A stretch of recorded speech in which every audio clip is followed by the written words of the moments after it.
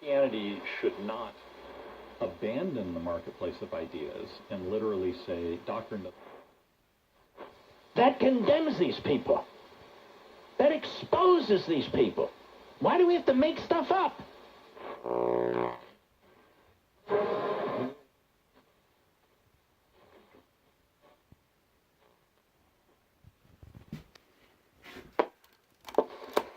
I'll meet the ordinance. Mine is usually meet on the way there, on the way back.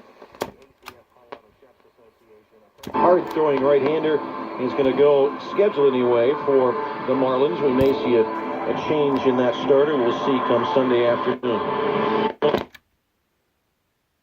Miami, Safeway, it's just arena and we'll get going.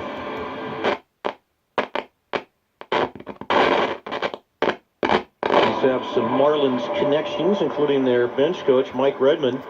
He played here for 7 seasons as a catcher for the Marlins and as well manager for 3 years. And as well, Mike Dunn coming from that Miami bullpen to the Rockies bullpen last year as a free agent. Here's Chris Iannetta